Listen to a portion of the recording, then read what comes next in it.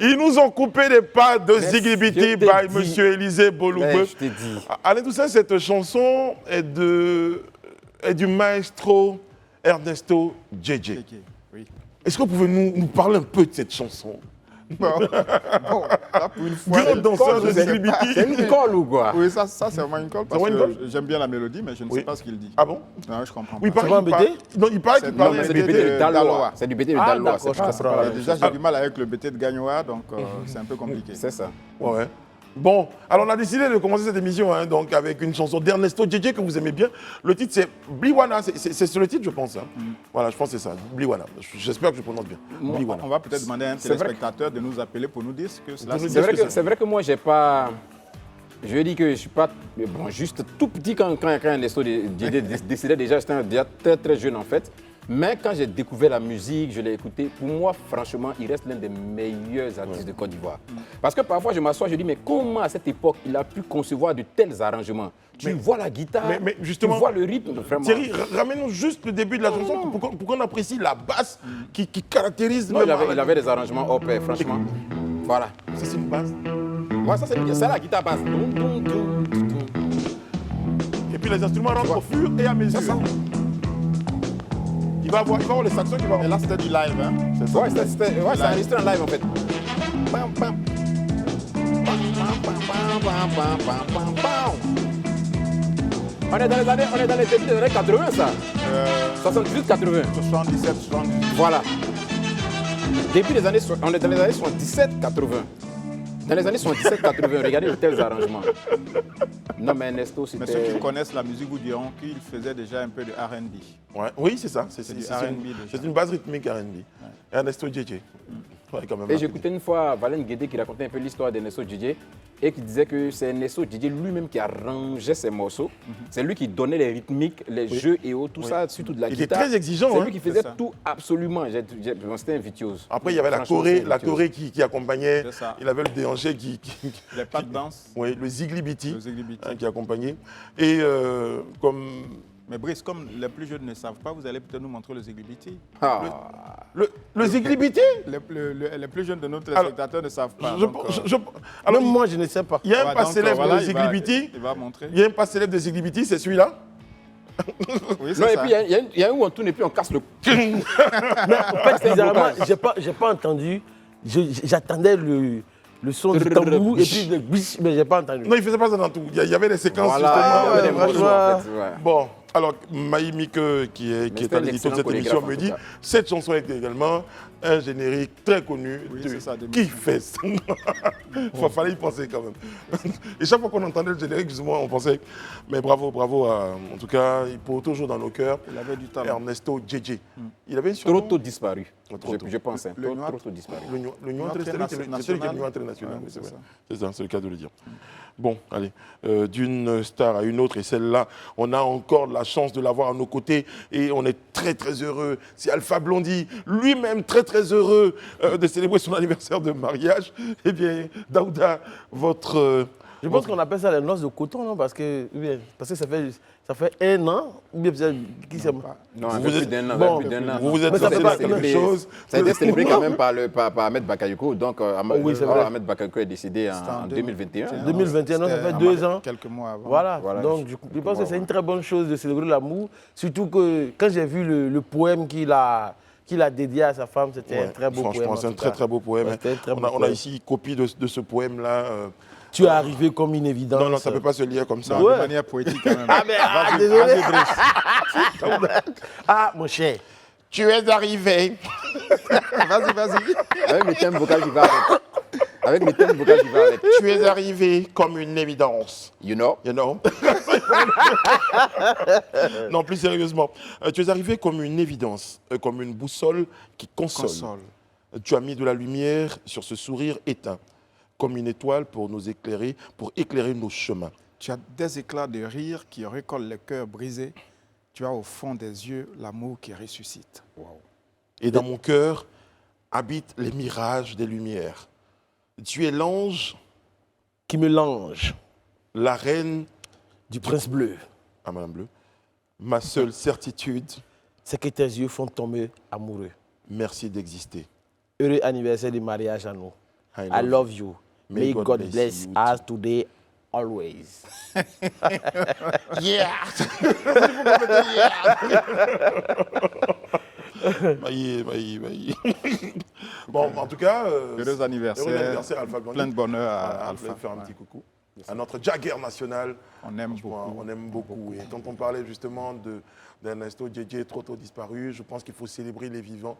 Il faut être très heureux d'avoir à nos côtés cette légende, ce monument, cette méga star que nous avons, qui est Alpha Blondy.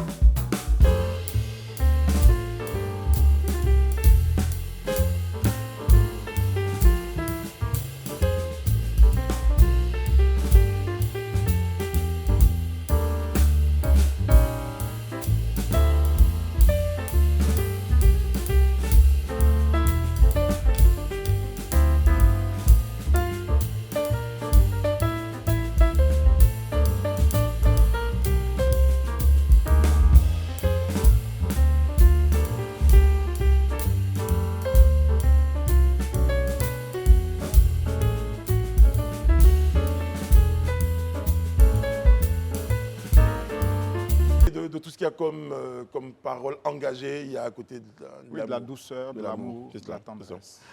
Allez, Élisée Boulougbe, je vais me tourner vers vous pour la prochaine information. Elle concerne quelqu'un que vous aimez particulièrement.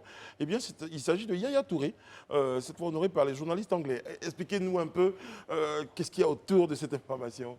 Non, comme vous l'avez si bien dit, je pense que vous avez planté déjà le décor. Hein. Yaya Touré a été honoré par les journalistes sportifs anglais pour l'ensemble de sa carrière, parce que les journalistes sportifs ont estimé que Yaya Touré reste en tout cas l'un des plus grands joueurs du championnat anglais. Déjà même au niveau mondial, l'un des plus grands joueurs selon eux, mais en tout cas pour le championnat anglais, il reste vraiment l'une des icônes. Et ils ont tenu à le célébrer au cours d'une soirée. Et ils lui ont décerné un prix. Et c'était une très belle cérémonie à laquelle a pris part aussi un certain nombre aussi d'anciens footballeurs, notamment Didier Drogba qu'on connaît, Vincent Kompany qui a évolué aussi avec Yaya Touré à Manchester City. On a Patrick Vieira aussi. Donc un ensemble vraiment d'anciens footballeurs qui ont pris part à cette cérémonie-là. Et ça a été vraiment un hommage mérité pour Yaya Touré, parce que pour ceux qui ne le sauraient pas certainement, Yaya Touré, c'est 3 titres de champion d'Angleterre. 3 titres de champion à Manchester City. C'est 3 coupes de la Ligue, c'est 2 coupes d'Angleterre, 2 Community Shields. En 8 ans, Yaya Touré a disputé 230 matchs avec les Sky Blues. Les Sky Blues, c'est le Manchester City, en Première Ligue pour 59 buts et 32 passes décisives. Waouh! Ouais, c'est un monument. J'ai encore en mémoire l'hommage que lui a rendu David Silva, qui est encore même à Manchester City, l'un des meilleurs joueurs, qui pour lui a dit que Yaya Touré restait pour lui le meilleur milieu de terrain avec lequel qu'il a vu jouer au football. Le meilleur milieu de terrain qu'il a vu jouer au foot. Pour lui, Yaya Touré. Parce qu'il Yaya Touré l'a aidé à devenir ce joueur qu'il est, le niveau qu'il a aujourd'hui. Vraiment, c'était un délice, d'après lui, sur ses propos, de voir Yaya Touré évoluer sur un terrain, de le voir même à l'entraînement. Et pour nous autres qui avons eu la chance, cette fois-ci, c'est vrai, on n'était pas là au moment d'Ernesto Djedje, mais au moment de Yaya Touré, qui avons eu la chance quand même de le voir évoluer. Pour moi, il reste vraiment l'un des meilleurs footballeurs que notre pays a connu. On rattrape un peu le coup avec ce prix-là, parce qu'on disait la dernière fois qu'il n'avait pas reçu, il n'avait pas de statue à son effigie en Angleterre. Aujourd'hui, lorsque toute la presse sportive anglaise lui décerne ce prix-là pour l'ensemble de son œuvre, de sa carrière, je pense que c'est mérité. C'est mérité. C'est à saluer surtout quand on sait le parcours que l'homme a eu dans le football. Moi, bon, je ne l'ai pas suivi en Angleterre, mais pour ce qui concerne l'équipe nationale de Côte d'Ivoire... Vous n'avez pas suivi Ernesto Djedje, vous n'avez pas suivi Yaya Touré. Non, mais en fait, je ne suis pas... Qui suivez-vous? Je suis... Si tu me demandes de parler de Brice Hano, je te parlerai tranquillement de Brice Hano. C'est plus facile pour moi. C'est vrai. Voilà. Mais n'empêche que pour Yaya Touré, quand tu le voyais jouer, en tout cas en équipe nationale, au départ, tu as l'impression qu'il est nonchalant, mais il est très précis comme un horloger suisse. Oui, c'est vrai. Très précis, sincèrement. Il te fait une passe... Là où il a décidé que la balle parte, la balle va arriver là-bas, tranquillement. C'est pour ça que depuis l'académie, effectivement, il avait eu le surnom d'ordinateur, parce qu'on estimait que ce qu'il faisait était tellement démentiel, ça relevait vraiment du génie, quoi. Donc, mais tout le monde avait il faisait penser à un joueur quand même. J'ai même l'impression qu'il s'est inspiré de ce joueur-là. C'est Zidane.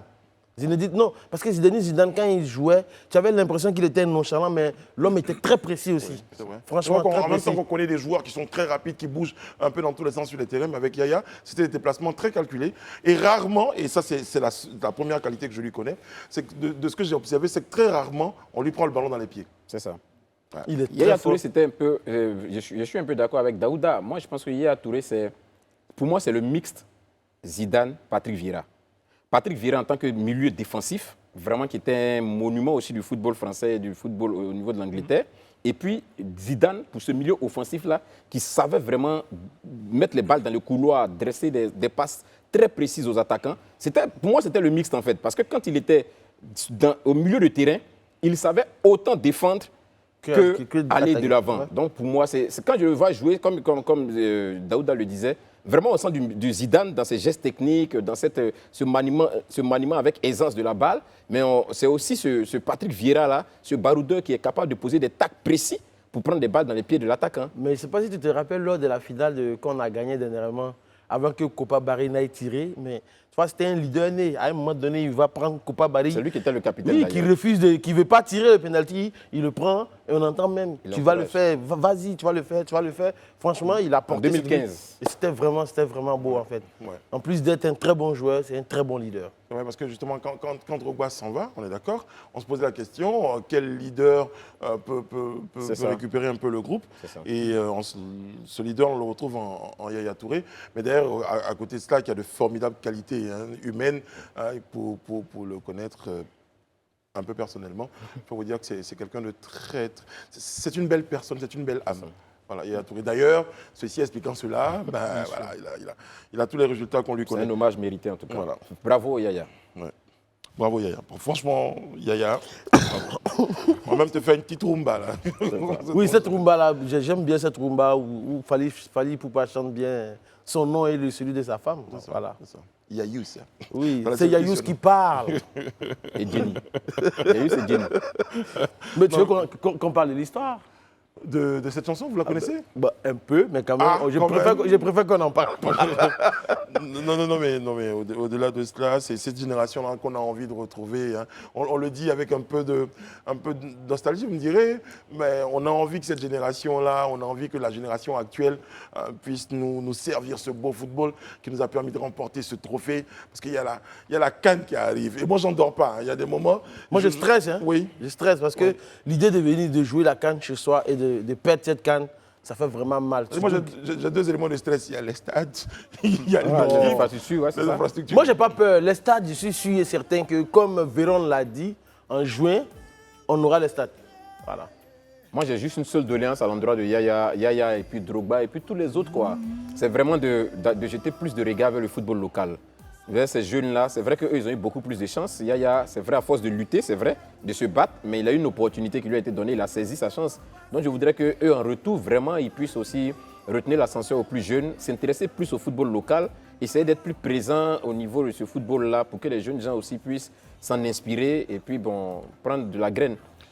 Barthélemy de Badéoli nous regarde à Soubré. Il me charge de vous transmettre ses salutations. Salut Barth. C'est dans la comment on dit, la Nawa? Oui, la Nawa. La capitale de la Nawa. C'est ça. Bon, on va s'intéresser à Damana Picas, à présent.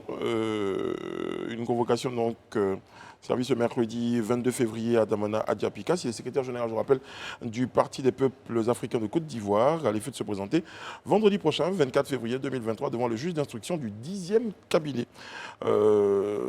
Notons que le président Laurent Gbagbo est là aux directions du Parti des peuples africains, le PPACI, donc qui suivent de très près l'affaire relative donc à la convocation de Damana Picas, secrétaire général du parti, devant le juge d'instruction, je disais, pour le vendredi prochain. C'est l'information qui a été rendue publique mardi, donc, à travers donc, un communiqué signé par le porte-parole du PPACI, Justin Catinan, connaît Élisée Bologueux. Vous l'avez reçu l'information? Oui, on l'a lu en tout cas dans la nuit d'hier à aujourd'hui, disons de mardi à aujourd'hui, mercredi. C'est vrai qu'on n'en sait vraiment pas les raisons pour la... Parce que ni M. Catinan, ni les autres connaissent les raisons de... Voilà, le communiqué du PPACI n'explique pas les raisons. On a vu aussi fuiter sur la toile la convocation, effectivement, qui demande à M.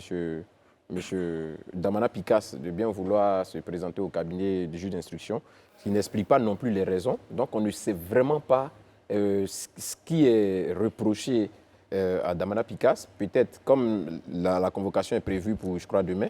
Donc je crois qu'à l'issue... Vendredi. Je pensais qu'on était jeudi en fait. Vendredi, on espère qu'à l'issue de la réponse à cette convocation, on aura plus d'informations sur ce qui est effectivement reproché. Mais déjà, on note que pour le juge d'instruction, le 10e cabinet, c'est ce juge-là qui s'occupe de tout ce qui est en rapport avec le terrorisme, avec la déstabilisation du pays. En tout cas, un certain nombre d'éléments quand même qui vont dans ce sens-là. Donc, c'est ce juge-là qui s'occupe de cette affaire et c'est lui qui convoque Damana Picasse. Comme je le dis, on ne sait pas trop les raisons, jusqu'à ce jour, les raisons précises de la convocation. Supputation sur une affaire en cours, une affaire présente, une affaire passée, peut-être? Bon, Daouda? déjà rappeler que la cellule spéciale d'enquête, d'instruction et de lutte, la lutte contre le terrorisme a été mise en place en 2011 déjà et ensuite ces prérogatives ont été étendues à la lutte contre le terrorisme en 2016 et c'est le procureur de la République en fait qui est le patron de cette cellule-là. Donc il y a un juge d'instruction qui l'a convoqué. Alors est-ce que c'est en rapport avec une affaire passée? Cela m'étonnerait puisque M. Damana Picasse bénéficie, comme un certain nombre de personnes, de la loi d'amnistie de 2018, d'août 2018, qui a permis à un peu plus de 800 personnes de ne pas tomber sous le coup de la loi.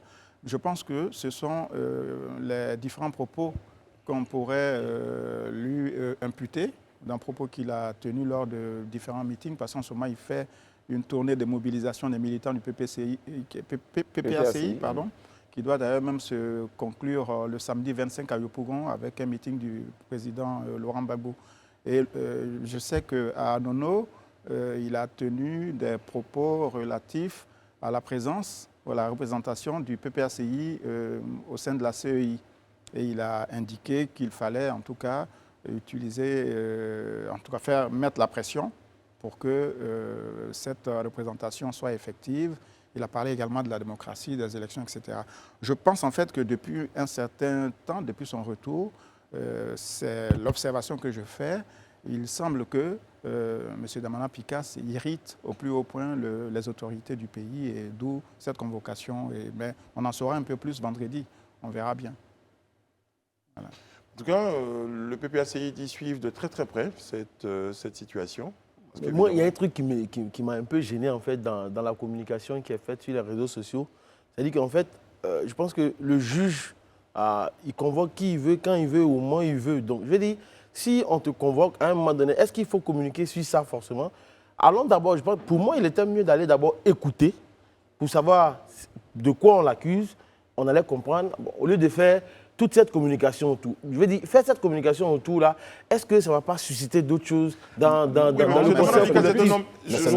Damana Picasse est un homme public, c'est un homme politique. C'est ça. Aujourd'hui, lorsqu'un juge vous convoque, et c'est la même cellule qui a entendu Pulchéry Balé.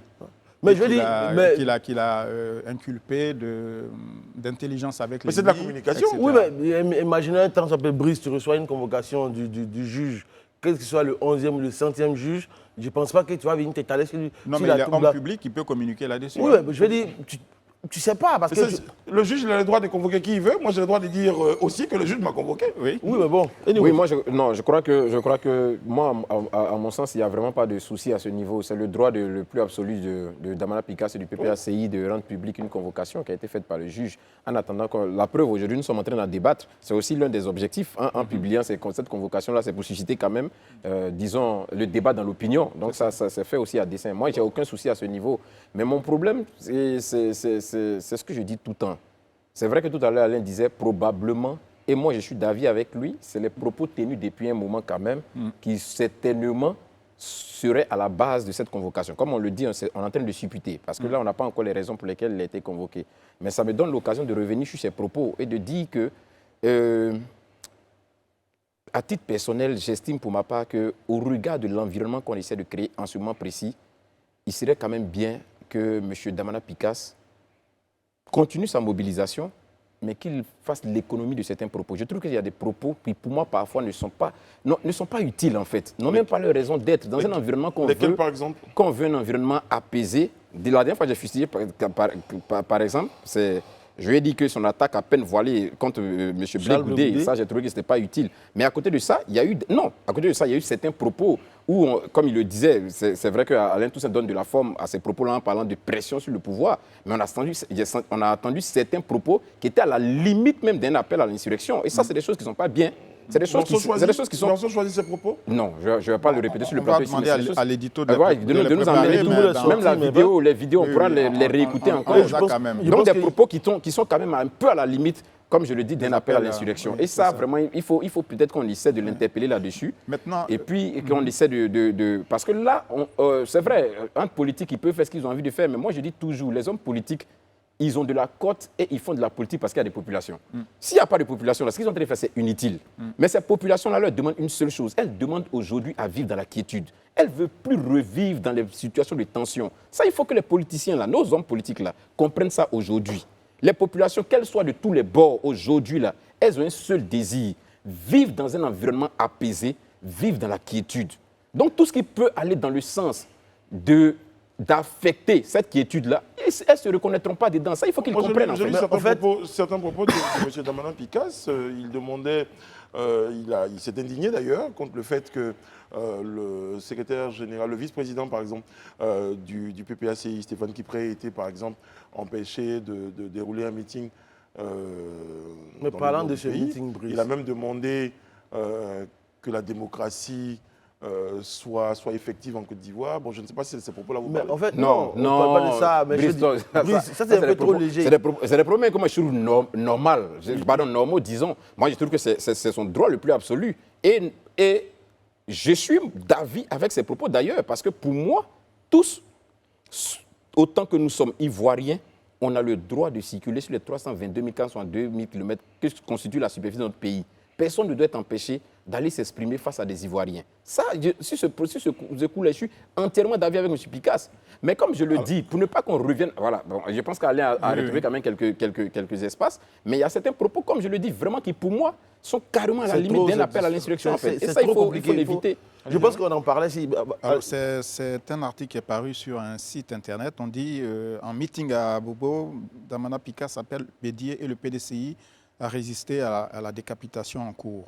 Et puis, un peu plus loin, il n'y aura pas de réconciliation à géométrie variable en Côte d'Ivoire, patati patata. Bon, mais il y a d'autres propos. Je ne peux pas de trouver les propos. Daouda voulait s'exprimer un peu sur la question. Non, moi, je trouve qu'on en parlait ici la dernière fois concernant l'affaire de Kani avec Stéphane Kipré. À un moment donné, il faut que les politiciens soient responsables dans ce qu'ils disent. Et même les acteurs des médias, les hommes et femmes des médias que nous sommes, à un moment donné, il ne faut pas relayer ce genre de propos-là parce que ça va créer une certaine psychose dans la population. Mais pourquoi ne pas relayer? C'est de la censure? Non, pourquoi? je ne dis pas. En journalisme, il y a ce qu'on appelle la responsabilité. Non, quand les propos vous parlez de quels propos, s'il vous plaît? Non, je parle des propos qu'il essaie de trouver. À un moment donné, quand les propos... c'est de l'information. Oui. Il ne faut pas demander à des je suis journalistes d'accord, de pas relayer des propos publics. Non, mais quand les propos sont, voire à la limite de l'insurrection, comme parle Élysée, à un moment donné, je vais dire, il faut faire preuve de responsabilité. Mais moi, justement, il y a un mot qui m'embête un peu dans vos propos, c'est à la limite de. Parce qu'à partir de cet instant, on peut non, c'est parce qu'on veut rester mesuré quand même. Mais justement, à partir de là, on peut estimer que vous êtes un peu dans l'interprétation. Soit c'est des propos qui appellent à l'insurrection. Non, nous n'avons pas. Non, on ne peut pas les qualifier. Voilà, nous, on n'a pas. Non, on n'est pas. Justement, quand Daouda refuse qu'on les relaie, parce qu'après, c'est laissé à l'interprétation des uns et des autres. Oui, mais je suis d'accord avec que c'est laissé à l'interprétation. Mais tu conviens aussi avec nous que nous, on n'a pas compétence à qualifier des propos d'être des rappels. C'est le juge qui peut qualifier ou le procureur peut dire voilà c'est pourquoi tu es interpellé. Donc à ce niveau, on attend. Mais nous, quand on regarde quand même, on a cette intelligence-là qui nous permet de comprendre que de tels propos sont de nature à susciter une révolte ou bien à susciter une rébellion. C'est des choses qu'on peut tout de suite déceler. Mais on interpelle là-dessus. Comme je le dis, on interpelle. L'objectif ici, ce n'est pas de livrer quelqu'un à la vindicte populaire. C'est d'interpeller. Parce qu'aujourd'hui, là, et je le répète, ça, je vais vraiment chuter là-dessus. Qu'on soit du pouvoir, qu'on soit de l'opposition, ou qu'on soit même au milieu, parce qu'il y a certains qui sont centristes, qui estiment que ni l'un ni l'autre ne fait leur affaire, qu'on soit de ces différentes catégories-là, on a un seul objectif et une seule attente aujourd'hui en Côte d'Ivoire, c'est de vivre dans un environnement de quiétude. Quand on a traversé ce qu'on a traversé en 2010, quand on a traversé ce qu'on a traversé en 2002, quand on a traversé ce qu'on a traversé en 1999 et même en 1995, on doit avoir la sagesse nécessaire et le recul qu'il faut pour comprendre qu'aujourd'hui, on doit orienter notre pays dans le sens de l'apaisement et de la quiétude. Vous avez raison, on va chuter. Et puis d'ailleurs, je vais rappeler, Alain, que M. Damanan Picasse avait déjà été entendu Non, il avait été invité à prendre le invité café. à prendre le café. Le directeur général de Je la pense police. qu'il est parti à la DGPN, on l'a fait asseoir, plus d'un des conseils. Non, ils ont Voilà. pris le café. Voilà, ils ont pris le café. Alors, juste, on demandait pourquoi ils rendent C'est ça. la convocation Public, publique. oui. Je pense qu'il y a eu une forme de communication subliminale pour dire que vous voyez, la justice est instrumentalisée, etc. C'est ça. Parce qu'effectivement, en Côte d'Ivoire, on a quand même entendu des propos d'un tout autre niveau aussi, venant de quasiment tous les acteurs politiques. Quand, en 99, le président Ouattara, à propos du régime Bédier, disait « Je frapperai ce régime et il tombera ». Je frapperai ce régime moribond et Moribond, il il tombera. Ouais. Donc, vous voyez, donc je crois que c'est un peu dans la culture politique ivoirienne de toujours faut mettre l'extirper. l'expression politique au public à un certain niveau. Bien sûr, il faut le dénoncer. Voilà. Maintenant, est-ce que cela mérite une arrestation ou une convocation devant le juge? Bon, ça, c'est la justice. En tout cas, on va regarder. Et puis, On va suivre ça de très près comme eux très, aussi. très près, exactement. Ouais. Vu que la convocation de M. Damana Picasse Pour vendredi. est pour vendredi prochain. Donc, on espère que, comme la première fois, ils s'entendront. Et ils parleront. Sûrement qu'ils vont prendre encore du thé cette fois-ci. Daouda, j'avoue que je n'ai pas cette information. Alors, si vous avez 2 secondes. Ces propos, je le répète, préparez-vous, car si on ne prend pas nos responsabilités pour changer nos conditions de vie, ne pensez pas que d'autres personnes le feront pour nous. Tant que nous serons assis dans nos salons, en train de murmurer ou en train de jouer les faux héros sur les réseaux sociaux et dans les groupes WhatsApp, croyant qu'on est en train de lutter, on se fout le doigt dans les yeux. Bon, chacun peut faire son interprétation. Mais c'est ce que je disais, Ce sont des mais c'est des propos publics. qui sont différemment interprétables. J'y arrive. Voilà, Allez, c'est ça. Bon, allez, de toute façon, Et on puis, l'a c'est dit. le- On et va- puis, c'est on le va jeu conclure politique. là-dessus. Un propos de- parmi tant d'autres. On va Voilà. conclure, on va conclure. De faire de la On provocation. va regarder, on va regarder. Juste après notre pause, nous serons très heureux de recevoir sur notre plateau Madame Manuela Yeye, elle est business analyst et avec elle on parlera d'un sujet qui touchera aux familles et je pense que c'est très important de vous noter le rendez-vous. À tout de suite. On marque la pause. Nous sommes de retour sur le plateau du Grand Talk. Merci de nous regarder sur les canaux 206 du bouquet Canal+, et numéro 6 de la TNT. Élisée est avec nous, Élisée Boloubeu. Toujours. Daouda Koulibaly, Sa Majesté Daouda Koulibaly. Toujours et avec Monsieur Alain Toussaint. Alors, on va permettre, juste après notre entretien avec Madame Manuela Yeye, donc à 3 téléspectateurs de pouvoir nous appeler sur le point, sur la question d'Amana Picasse, sur le sujet d'Amana Picasse. On vous permet de nous appeler tout à l'heure au numéro de téléphone qui va s'afficher donc au bas de l'écran dans un court restant. Et juste après la pause, vous pourrez nous appeler à ce numéro-là pour nous donner votre point de vue, votre regard sur la situation, parce que c'est ça la télé sans filtre. On vous permet de vous exprimer et c'est ça, c'est cela. Manuela Yeye, bonsoir. Bonsoir. Comment ça va, Manuela? Très bien, merci. Vous allez bien? Oui. Manuela, vous êtes... j'ai envie de dire, je vais commencer par... Vous avez traversé un drame. Oui. Alors, vous nous en parlez un tout petit peu. Oui, alors, dans mes premières années de mariage, j'ai perdu mon premier enfant. Un garçon, après avoir passé une grossesse normale, il est décédé à l'âge de 3 mois. 3 mois. Ah, il est né en fait. Il est né, Wow. il était à la maison, Moi, et il puis sent. on a découvert un samedi, le 12 septembre 2020, son corps sans vie dans le lit. Oui, il commençait à avoir une respiration saccadée, donc on a alerté les urgences, le SAMU, ils sont tout de suite venus, mais très très rapidement. Ils ont essayé par tous les moyens de le réanimer, sauf qu'ils n'ont pas réussi à le faire. Il y a quoi encore? Alors, au-delà courage, du point de la mortalité infantile, qui est un drame vécu par de nombreuses familles, il y a une autre situation qu'il faut prendre en compte. Et c'est à partir de là, justement, que vous prenez les choses en main. Eh bien, au-delà du drame, il y a une autre situation qu'il faut vivre, l'après-drame. Parce qu'on est africain, je suis ivoirienne, il faut gérer sa douleur, il faut gérer le regard des autres, il faut gérer la famille, il faut vivre dans le couple, il faut surmonter cette épreuve. Et c'est tout un cheminement en fait qu'il faut traverser. En fait. Comment vous avez traversé Voilà, c'est ce ça. moment-là? Alors vous parlez de... Parce que Oui, ça- tout ça a ça, la le mauvaise regard conséquence. des autres, comment est-ce que vous arrivez à vivre, à gérer ça avec votre mari, Et la justement- société, et vie, continuer à Et vivre. justement, ce que je veux dire, c'est que malheureusement, ce qu'on a vu, c'est que ces situations-là ont été à la base de nombreuses séparations Bien de sûr, couples. C'est ça. Exactement. Alors moi déjà, je veux parler pour moi, j'ai commencé à écrire, j'ai parlé, je me suis libérée. parce que dans ces situations-là, il faut se taire, faut faire profil bas, c'est tabou, faut pas trop faire de bruit, voilà. Et pour moi, en fait, j'avais commencé à écrire avec un hashtag qui était témoigner, c'est ma thérapie. Pour moi, il fallait parler, il fallait se libérer, il fallait faire sortir tout ce qui était à l'intérieur de moi, en fait, pour pouvoir aller de l'avant.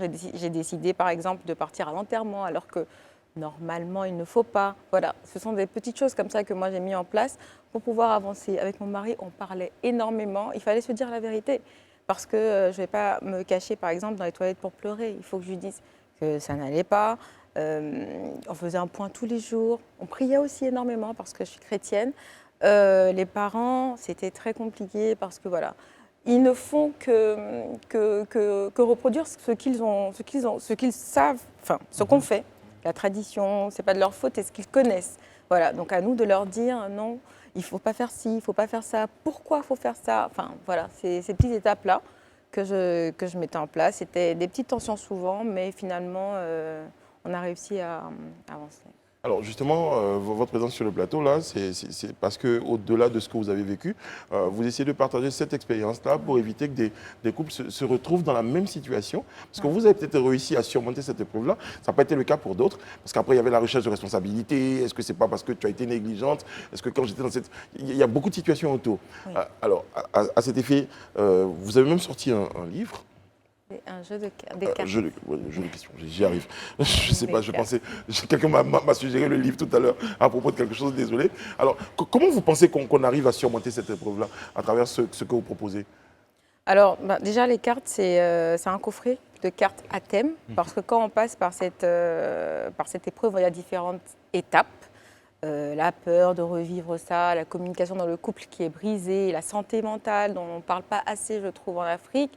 Ce sont des cartes à thème avec lesquelles on met des mots sur nos mots. On aide les parents, en tout cas, à se mettre face à leur réalité et puis à avancer, à se dire que, OK, je suis à ce niveau-là en ce moment, mais voilà ce que je peux mettre en place avec des tips. Voilà ce que je peux mettre en place pour avancer, pour aller mieux. C'est un jour après l'autre, une étape après une autre. Et puis, on s'en sort. C'est dur, mais on peut arriver à sortir la tête de l'eau. Est-ce que vous êtes arrivé des moments de culpabiliser, Oui. de dire qu'il y a certainement quelque chose que vous n'avez pas assez fait ou pas fait du tout qui a pu conduire à ce drame? Oui, tout à fait, parce que c'est quelque chose qu'on ne comprend pas, qu'on ne maîtrise pas. On se demande pourquoi nous, qu'est-ce que j'ai fait, est-ce que... On ne comprend pas, sauf que ça s'est passé en France. On est tout de suite pris en charge par une cellule psychologique qui nous dit que ce n'est pas notre faute. Il y a une autopsie qui a été réalisée, qui montre par A plus B que non, vous n'êtes pas responsable. C'est la mort inattendue du nourrisson, comme son nom l'indique, inattendue. On ne l'explique pas jusqu'à aujourd'hui. On nous demande d'ajouter les résultats de notre enfant à l'édifice pour pouvoir faire avancer la recherche, par exemple. Mais aujourd'hui, est-ce que vous, en tant que mère qui a traversé cette période douloureuse, est-ce qu'aujourd'hui, vous avez pu mettre une ONG, quelque chose en place pour pouvoir aider d'autres jeunes mariés, d'autres jeunes femmes à surmonter ce passage? Au-delà du jeu de cartes. Au-delà du jeu de cartes, surtout. Voilà. Alors, oui, en France, on a une entreprise, donc on fait des ateliers où on reçoit des mamans, des couples et des familles, par exemple, qui ont traversé cette épreuve. On parle avec eux, on les suit. Et ici, l'association est en cours de création pour pouvoir aider justement. C'est un peu compliqué ici parce que c'est tabou. Merci d'ailleurs de m'avoir donné du temps d'antenne parce que ce sont des sujets dont on parle très peu. Mais oui, l'association est en cours de création ici pour pouvoir justement aider, mettre des partenariats avec des hôpitaux par exemple pour récupérer, pour avoir les contacts des personnes qui passent par cette épreuve-là et les aider. Oui, c'est prévu. Oui. On revient au drame et le travail de deuil. Comment est-ce qu'il se fait quand on est mère? Comment est-ce que vous reconstruisez après? Je pense qu'il vit encore dans votre mémoire. Ah oui, il vivra toujours. Alors c'est jour après jour, une étape après l'autre. Quand on n'arrive pas aujourd'hui, et ben demain on recommence. Il y a des moments où je n'arrivais pas à rester seule, jusqu'au jour où j'ai réussi à rester seule. Je ne pensais plus avoir d'enfants, jusqu'à ce que je retombe enceinte. J'avais des sujets avec lesquels j'avais du mal, Jusqu'au jour où j'ai réussi à en parler, j'avais un souci avec les alarmes de police parce que quand le SAMU est venu, il y avait la sirène. Donc à un moment, je sursautais quand j'entendais ce bruit. Et on fait des efforts jusqu'à ce que le temps aide beaucoup aussi. Quand on se prend en charge, le temps aide beaucoup aussi. Est-ce que le rapport que vous avez avec votre enfant, enfin le nouveau, voilà, quelque chose, vous avez changé d'attitude, enfin, qu'est-ce qui a changé dans le rapport qu'on peut avoir avec l'enfant après le drame qui est... La question peut-être pour conclure, c'est est-ce qu'on vit normalement après? Est-ce qu'on peut vivre normalement après? Je pense que c'est un travail journalier, quotidien, pour vivre normalement. Oui, on peut réussir, mais c'est une partie de nous qu'on n'effacera jamais. Donc le rapport avec ma fille, c'est que je la couvre beaucoup d'amour. Et le jour où elle a atteint l'âge de mon précédent enfant qui est décédé, c'est vrai que j'avais une petite angoisse. Je l'ai prise particulièrement dans les bras. Voilà, il y avait quelque chose qui se passait. Exactement, jusqu'à ce que ce jour-là passe. Oui. Et après, j'ai recommencé à revivre normalement. Comment on fait quand on a envie d'avoir plus d'informations? Est-ce que pour pouvoir peut-être obtenir le coffret, comment on fait? Est-ce qu'il y a une page dédiée? Oui, Facebook, Instagram, Manuel Ayer, Y-E-H-E. Très bien. Un petit message de réconfort peut-être pour toutes les femmes qui ont peut-être traversé ces moments-là, ou qui sont en ce moment dans la situation peut-être? On ne choisit pas ces combats, on ne choisit pas ces épreuves. Elles viennent à nous. C'est très douloureux ce que vous avez vécu en couple, toute seule, en famille, avec les autres enfants. Mais je crois fortement que vous pouvez réussir, en tout cas, commencer à sortir la tête de l'eau. Et je vous souhaite beaucoup de courage, vraiment. C'est important d'en parler et c'est pour ça qu'on a souhaité vous recevoir sur ce plateau. Merci. Pour partager votre témoignage, pour que des personnes dans la situation sachent qu'elles ne sont pas seules et qu'il y a des personnes qui ont traversé la situation et qui appréhendent des solutions. Voilà. Merci beaucoup Manuela. Merci. Merci beaucoup. Merci, nous on va marquer juste une toute petite pause comme ça, avant de permettre à nos téléspectateurs de pouvoir nous appeler. Merci, à tout de suite. Nous sommes de retour sur le plateau du Grand Talk et on a modifié un tout petit peu la structure de l'émission parce que nos téléspectateurs ont souhaité s'exprimer sur la question d'Amana Picasse. Donc on a un tout petit peu permis que certains d'entre vous puissiez nous appeler au numéro de téléphone qui s'affiche, le 22, le 27, 22, 54, 98, 50 ou le 27, 22, 54, 98, 51. Retour sur le plateau ici. On parlait de propos. Je vous avais interrompu un moment. Oui, déjà, je voudrais te dire merci d'être revenu sur le sujet parce que je serais sorti du plateau un peu frustré de n'être pas en mesure quand même de dire un peu qu'est-ce que j'ai qualifié de pratiquement à la limite de l'insurrection. Et bien évidemment, j'ai trouvé les propos. Ah, voilà, je voudrais le dire. C'est le meeting du 18 février à Nono. Le changement de ce pays dépend de nous. Jusqu'à présent, alors que le dialogue politique qui a impliqué tous les partis politiques a recommandé que le PPACI soit membre de la CEI et que l'Assemblée nationale et le Sénat a adopté la loi, jusqu'à aujourd'hui, nous ne sommes pas présents. Nous ne sommes pas présents dans la commission électorale. C'est une situation que nous n'allons pas accepter pendant longtemps encore. Nous avons un groupe parlementaire qui nous permet donc d'entrer légitimement au sein de la CEI. Je dis que trop, c'est trop. Il ne faut pas, ils vont nous pousser à bout. Préparez-vous parce qu'un parti politique qui ne fait que parler, on ne vous prend plus au sérieux. Quand nous dirons quelque chose, nous ferons cette chose. Je ne voudrais pas que cela tombe dans l'oreille de sourds. C'est des propos qui peuvent laisser interprétation. Si dès l'instant qu'on dit que ça peut laisser interprétation, je me dis que c'est qu'il y a problème. Parce que les propos doivent être les plus clairs possible. Très bien. Voilà. Très bien. Maintenant, la question, c'est... après, tout ce que nous sommes en train de dire, c'est de la spéculation. La spéculation, mais en même temps, rien ne dit que cette convocation est liée à des propos. C'est ça. Voilà, on ne sait pas pourquoi. C'est le vendredi qu'on en saura plus sur les raisons de cette convocation. Mais après, nous sommes en train d'imaginer qu'est-ce qui pourrait être donc à la base d'une convocation de monsieur Damana Picasse. On me signale qu'on a quelqu'un dans le téléphone au 27 22 54 98 50, 27 22 54 98 51. Sur nos pages des réseaux sociaux également, certains de nous. Le débat, c'est Monsieur Amoussou, bonsoir, comment allez-vous? Oui, bonsoir, monsieur Louis. Monsieur Amoussou, vous souhaitez vous exprimer sur la question? Oui, je voudrais souhaiter donner mon avis. Allez-y. Oui, alors, j'ai cru comprendre que M. Damana a été, enfin, on lui a envoyé une convocation pour qu'il réponde à quoi. Elle est dans mon dos, là, oui. Oui, enfin, moi, ce que je voudrais dire, c'est que je pense qu'on ne va pas retourner dans les travers qu'on a connus dans ce pays. Laissons les gens s'exprimer. Je crois que les Ivoiriens sont suffisamment matures pour pouvoir choisir ce qu'ils a à faire. Si et seulement Moi, si je hein, pense cette que- convocation est liée au propos de Damana Picasse. Je veux bien qu'on Oui, précise ça. c'est ce que je veux dire. Si la convocation est liée au propos de Damana Picasse, pour moi, ça veut dire qu'on va repartir encore. Enfin, je pense qu'il faut laisser les gens s'exprimer. On est suffisamment mature dans ce pays. Chacun de nous a vécu. On est libre, on sait ce qu'on a à faire. Chaque Ivoirien sait ce qui est bon pour lui. Donc, on n'a pas besoin qu'on vienne traquer quelqu'un pour ses propos. Moi, je pense qu'il a parlé. Non. Mais monsieur Amoussou, sur la base de ce que vous dites, il faut laisser tout le monde s'exprimer. Est-ce qu'au nom de la liberté d'expression, on peut tout dire au point même de fragiliser la paix, la cohésion dans le pays, si c'est comme ça que c'est interprété? Non, mais d'aller à l'encontre même de la loi. Je pense qu'il faut qu'on passe la question comme ça. Ouais. Non, bon, je pense que je ne dis pas à quelqu'un d'aller à l'encontre de la loi, mais pour moi, le sentiment que j'ai, c'est que il y a quelqu'un qui a dit, il y a un homme politique qui a dit quelque chose, et tout de suite, il y a une réaction, et je sais que, comme les politiciens sont jamais prêts à faire, ça va aller, voilà, ça va aller en vrille, ça va fragiliser. Ce que vous craignez, c'est qu'effectivement, s'il y a une situation présente, elle puisse être récupérée et manipulée par d'autres hommes politiques. Voilà, Très bien. C'est exactement ce qui va se passer. C'est exactement ce qui va se passer. On souhaite que... Ça va nous ramener encore. C'est des choses auxquelles on ne peut pas nous faire. Très bien. Moi, en tout cas, moi, particulièrement, je suis pour les personnes démocratiques. La dernière fois, j'ai regardé une émission, j'ai vu que les gens avaient plein de propos, enfin, avec différentes positions. C'est bien, ça alimente et ça enrichit. Chacun peut se faire une idée de ce qu'il a appris exactement. Voilà. Très bien. Merci, M. Amoussou. Merci beaucoup. Merci pour votre intervention. Vous nous appelez Dabobo.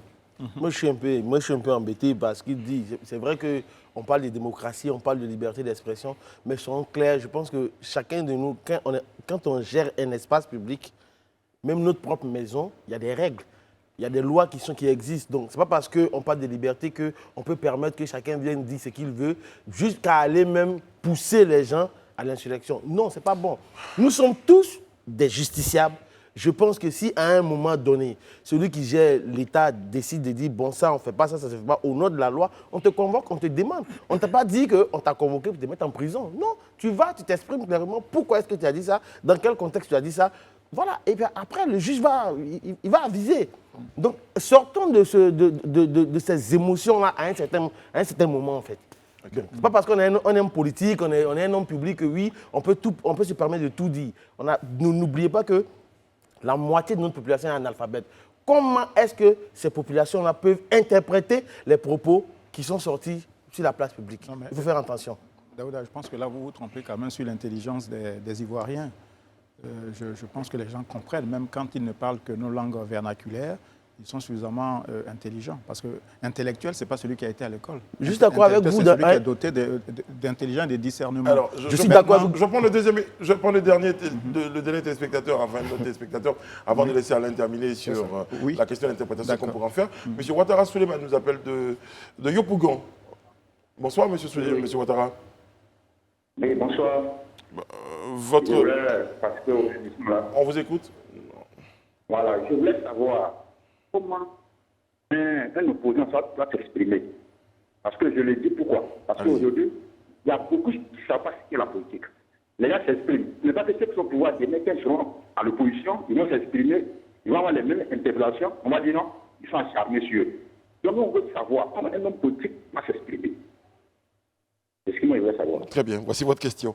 Elle est pas mal. Pas bien compris. Comment les hommes politiques dans ce pays devraient s'exprimer? Parce que selon M. Ouattara, lorsque vous dites des choses aujourd'hui, c'est des interprétations qu'on fait en fonction de la position. C'est bien ça, M. Ouattara? C'est ça, c'est ce qu'il a dit. Oui, c'est ce qu'il a dit. Bon, on parle très souvent ici de la formation ou de l'absence de formation des militants, etc. Mais je pense qu'il y a des règles qui sont immuables en politique. C'est ce qu'on appelle la communication politique. Ça ne veut pas dire qu'il faut se lancer dans une espèce de concours d'hypocrisie et autres, mais il y a des manières de dire les choses. Voilà. Ce que M. Damana Picasse a dit aurait pu être dit en une seule phrase. nous demandons à ce que le PPACI soit effectivement représenté à la CEI, parce que tout ce qui suit après me paraît vraiment inutile. Voilà. Et dans le contexte actuel, quand même, où la parole, malheureusement, comme dans beaucoup de pays africains, les pouvoirs en place laissent très peu d'espace aux oppositions. Et chez nous ici, comme au Sénégal, on l'a vu avec notre ami Sanko. Voilà. Et puis, on est quand même sorti l'année dernière du 5e cycle, c'est ça, du dialogue politique qui était assez porteur de promesses, d'espoir. Et Élysée en est le parfait ambassadeur ici. Bon, à un moment donné aussi, n'oublie pas, on peut faire de la politique autrement que par les invectives. C'est ça. Voilà. Il y a un principe quand même, la liberté d'expression, et je pense qu'elle ne doit pas être encadrée. Maintenant, convoquer un acteur politique à la suite de propos qu'il a tenus, bon, moi je pense que ça peut se discuter. Mais il faut que chacun soit responsable. Voilà. Très bien. Monsieur Youzan nous appelle de Yopougon. Bonsoir, monsieur Youzan. Décidément, Yopougon. On est tous des Yop. C'est le slogan de monsieur Victor. On est tous des Yop. Allô, monsieur Youzan, bonsoir. Oui, bonsoir. Alors, on vous écoute. Vous souhaitez vous exprimer sur la question? Donnez votre point de vue. D'accord. En fait, c'est comme vous le dites, j'apprécie bien votre plateau. Voilà. Mais en même temps, ce que je voulais dire, c'est qu'il faut la liberté d'expression. Par exemple, M. Daoud a dit comme ça que ça peut laisser des gens à, comment on appelle ça, à interpréter en leur manière.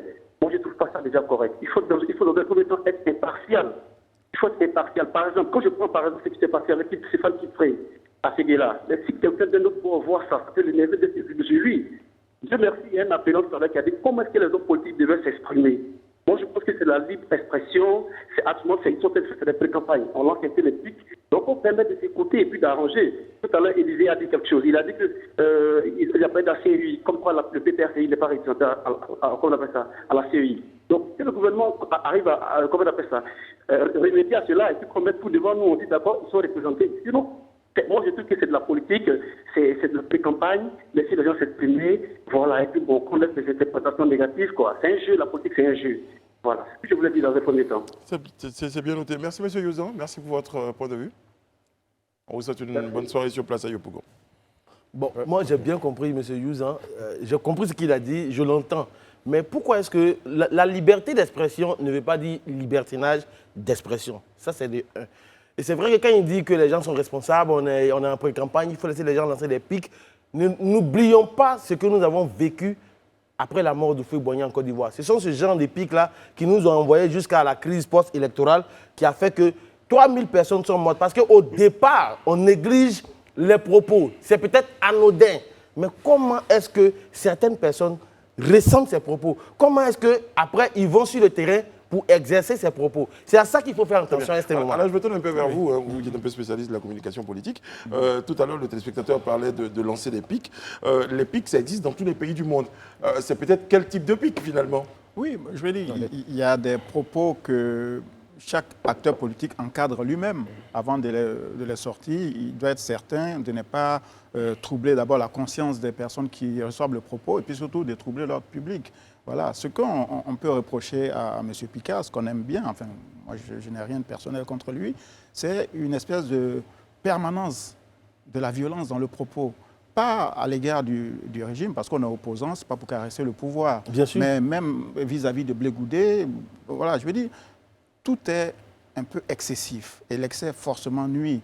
Voilà, les revendications du PPACI, d'après ce qu'on lit, sont légitimes. Parce que sinon, pour peut-être vous aider à avancer dans vos propos, il y a sinon M. Katina, qui également s'exprime tous les jeudis. Tous les jeudis. Oui, tous les jeudis. Du rendez-vous du PPACI. Il n'a peut-être pas eu de convocation. Non, mais qui fait la critique politicienne voilà, du gouvernement, sans bander les muscles. Moi, je pense que la politique aussi, le président Gbagbo l'a dit, c'est un métier. Mais en même temps, peut-être que dans chaque parti, il y a un jeu de rôle. Il y a des personnes qui sont là pour faire de la politique, de la communication politicienne, et puis d'autres qui sont là pour parler comme M. Youzan, pour envoyer des pics, pour bousculer un petit peu. C'est improductif. Ouais. Ça apporte quoi, finalement? Pour quel gain? Le président Gbagbo dit la politique, c'est un métier. Moi, je dis même c'est un art. L'art de s'exprimer, l'art de reprendre les situations à son compte. Et je pense qu'aujourd'hui, tout est là. Il y a un gouvernement qui est au travail, des choses qui réussissent, qui ne réussissent pas. Il y a de la matière. On n'a pas besoin forcément de bander les muscles. Ouais, je pense qu'il faut pas faire d'amalgame. La politique, elle est faite de pics. Les pics sont différents d'un appel à l'insurrection. Ça, il veut qu'on soit clair là-dessus. Faut pas qu'on... pas jouer à non, l'ego. je viens. Ouais. Faut pas qu'on fasse d'amalgame. Voilà. Et puis, quand par exemple, Katina... non, je viens. Je ne vais pas être d'accord totalement. Oui. C'est la qualification des propos d'appel à l'insurrection. Moi, Non, je ne suis pas... Ça me pose un problème dans ma tête. Je suis sorti des propos de Picasso. Moi, je suis en train de parler de façon générale. D'accord. C'est pourquoi je dis qu'il ne faut Ok. pas faire d'amalgame. Ok. C'est-à-dire faire les pics, ou bien, pardon, lancer des pics, ça existe en politique. C'est normal quand Touré Mamadou s'assoit. Même si c'est et puis, Platon, c'est là quand Touré Mamadou s'adresse à Bredoumi, ou bien il répond à Bredoumi, le porte-parole du PDCI, et tout ce qu'il a dit là, c'est des pics. Il a dit, mais ce qu'ils disent qu'ils sont en train de faire là, nous, voilà ce qu'on a fait là. Moi, j'ai ressorti en fait le truc, on va voir. Mais c'est des pics qu'il a lancé carrément aux gens à Bredoumi. Bredoumi, lui avait lancé des pics, il a même traité même du dernier des classes. Mais ça là, tant qu'on reste dans ce cadre-là, il n'y a pas de problème. Mais quand on sort de ce cadre, parce qu'en fait aussi là, il ne faut pas qu'on perde de vue, quand on est acteur politique, ça ne nous exempte pas, ou bien ça ne change pas notre citoyenneté, on reste des citoyens, donc soumis aussi aux règles de la République. Donc si la République te dit, par exemple B, c'est injurier, ou bien dit Élisée Boulgo, c'est injurier, c'est ce que la loi dit dans la République. Mais si tu dis Élisée Boulgo, c'est parce que tu es politicien qu'on a dit que tu as dit Élisée Boulgo, on va laisser tomber. Mais tu tombes sur le coup de la loi. Donc c'est ça qu'il faut arriver à trancher. Donc les pics là, je veux rassurer M. Youzan, nous-mêmes, on appelle à ce qu'il y a des pics pour que ça développe même, ça rend dynamique même les échanges politiques. Mais là où on est vraiment prudent, c'est sur le fait qu'on sort de ces pics et qu'on rentre dans d'autres discours qui sont capables. Des propos tendancieux. Voilà, des propos tendancieux qui sont Très capables bien. en tout cas de créer encore des fictions. C'est là qu'on dit qu'il y a problème. Très bien, très bien. Ok, en fait, moi, je dis, les pics, ça existe partout, même si c'est plateau. Mais il est important aussi de savoir que, moi, il y a un problème qui me gêne. Quand je vois les acteurs politiques qui se lancent tous dans un monologue, dans leur quartier, dans leur petit coin, ou bien par presse interposée, s'attaquer comme ça. C'est pas intéressant. À un moment donné, que chacun vienne sur la place publique, à la télévision nationale, à la FTV. Venez vous asseoir pour débattre. C'est de ça qu'il s'agit. Et je pense que c'est de ça que les Ivoiriens ont besoin. À un moment donné, sortons du bandage de muscles qui n'est pas nécessaire ni pour nous, ni pour eux-mêmes. Oui, mais vous dites ça en même temps, mais ce n'est pas tous les jours que lorsqu'un parti politique a besoin de s'exprimer qu'il faut inviter les autres partis Mais politiques. si, pourquoi pas? Non, ça ne se fait pas partout, non, mais dans tous les pays je du comprends, monde. non, je comprends Oui, ce qu'il dit. oui. Mais à un moment donné, aujourd'hui en Côte d'Ivoire, depuis des années, est-ce que tu as vu un vrai débat ici en Côte d'Ivoire? Non, ça n'existe pas. Ça n'existe pas. Il n'y a aucun cas où les gens se parlent. Non. Mais est-ce que vous pensez qu'un débat de 2 heures, bon, enfin, un cadre où ils se parlent, ils se parlent du dialogue politique et tout ça, mais un cadre où les gens se parlent, ça va résoudre tous les problèmes de la Côte d'Ivoire. Non, mais au moins, ça va permettre aux Ivoiriens qui ne savent pas franchement où ils en sont, où donner de la tête. Parce que chacun dans son quartier général va dire, c'est nous qui avons fait ça, vous n'avez pas fait ci. À un moment donné, asseyez-vous et que les arguments s'entrechoquent. Et finalement, l'opinion publique va tirer son épingle, dit, fais son choix. Je pense que... Très bien. Oui. J'ai 30 secondes pour Mais c'est terminer. ce qu'ils font à travers... Par presse interposée, c'est un monologue. Non, surtout les meetings Non, interposés. Mais Ils c'est un parlent- monologue. Non, ils parlent à leur auditoire, ils parlent à leurs électeurs. Et maintenant, la presse relaie ce qu'elle trouve intéressant de relayer. On ne peut pas imposer à des acteurs politiques de venir faire des débats. Tous les jours. Voilà, nous, on les sollicite en tout cas. en tout cas. Et il y en a qui ont donné des accords de principe. On attend bien que cela soit effectif. Bah, en tout cas, Non, moi je pense que sur cette question-là, elle est toute simple. Hein. Elle engage la responsabilité de tous et des acteurs politiques qui acceptent de répondre aux invitations, mais aussi que les médias, notamment les nôtres, les médias d'audiovisuel, créent des conditions aussi pour que ces débats-là aient lieu. Donc je pense que c'est la responsabilité engagée de tous pour qu'on puisse faire vivre notre démocratie. Et Sinon, surtout, pour que ça avance, il faut effectivement qu'on ait des surtout débats. que les gens ont le droit de s'exprimer où ils veulent. Bien sûr. Voilà, non, ça, si c'est vous avez envie le d'exprimer droit. votre idée lors Non, d'un non, meeting non. ou au cours d'un débat. Ou sur les réseaux ou sociaux. sur les réseaux sociaux, mais ils ont le choix n'en de leur demeure moyen de pas moins que communication. ça reste un monologue. Oui, bon, fallait le dire, Brice. Voilà. C'est quoi un Daouda l'a monologue? dit. C'est s'asseoir seul dans son coin, parler seul. Il n'y a pas de Mais contradiction. Daouda, même vous parlez tout seul. Il y a des moments où vous parlez tout Ouais, seul. mais sur quand votre je, chaîne de parle, télé. quand je parle ici, souvent, ben voilà, lui, Mais vous il m'a parlez dit- sur votre chaîne de télé, on a vu que vous avez d'autres chroniqueurs sur d'autres chaînes. C'est compliqué, mais on a bien compris votre point de vue. Voilà. Et vous l'avez dit aussi, les pics, ça vient un peu de tout le monde. Élysée même a souhaité qu'il y ait beaucoup plus de pics, tant que c'est dans le respect, tant que c'est dans la courtoisie. Tous les partis politiques, à un moment donné, La démocratie eh se bien, nourrit de ça, en fait. s'expriment sur cette question. Tant que ça reste politique. Voilà. Donc ça reste politique. Bon, alors, un point important, et ça, je voulais conclure là-dessus, et dès que je finis de conclure, personne ne s'exprime après sur cette question. Ce qu'il faut noter, c'est que on n'en sait pas plus sur les raisons de la convocation de M. Damana Picasse. On était juste dans un débat de supposition et on a même eu l'avis de certains de nos téléspectateurs. On en saura plus vendredi. Et c'était important qu'on en parle. Voilà. Ce n'est pas pour qu'il raconte sa soirée de la Saint-Valentin. Alain Toussaint, je vous l'avais dit, vous n'allez pas compléter des choses là-dessus. Allez, on va revenir sur notre sujet de grande actu pour tourner la page qui concerne la sécurité routière. Eh bien, ce sont des ateliers clandestins de fabrication de véhicules qui ont été démantelés dans plusieurs communes d'Abidjan, Daouda. Vous en savez plus. Bon, je pense que comme, je ne sais pas si vous connaissez le terme frapper à froid, aujourd'hui en Côte d'Ivoire. Vous avez un Non, arrêtez de me faire rire. Bon, allez-y. C'est quoi frapper à froid? Il va vous expliquer. Daouda, Je t'explique. C'est pas pour rien, c'est pas anodin quand je lui passe la parole. Voilà, les acteurs, c'est-à-dire que la gendarmerie nationale a attrapé un garage clandestin où il partait pour enlever, comment on appelle ça Le numéro de châssis. Le numéro de châssis Okay, voilà. sur les véhicules. Généralement, c'est des véhicules volés ou bien soit c'est des véhicules qui sont rentrés au pays sans être dédouanés, donc ils vont effacer tout ça.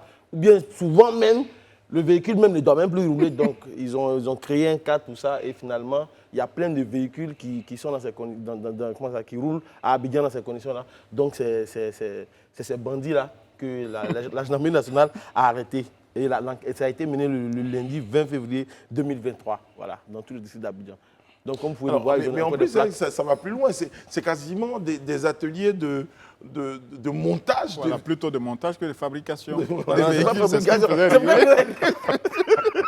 La fabrication de véhicules, on saurait qu'on en fabrique en Côte d'Ivoire. Non, parce qu'il y a des pièces détachées. Il y a des pièces détachées. Le montage. Le montage. Non, mais il faut jusqu'à la fabriquer. C'est-à-dire à changer c'est ce qu'on appelle le frappage à froid, à changer, à effacer Ils effacent le numéro de châssis. Là, on se rapproche de la fabrication. Non, ça, c'est pas de la fabrication. Parce qu'en fait, généralement, comme je le disais, c'est des véhicules de gens qui volent. La dernière fois, j'étais à mon balcon, j'ai vu un taxi aller à Vive-à-Lui.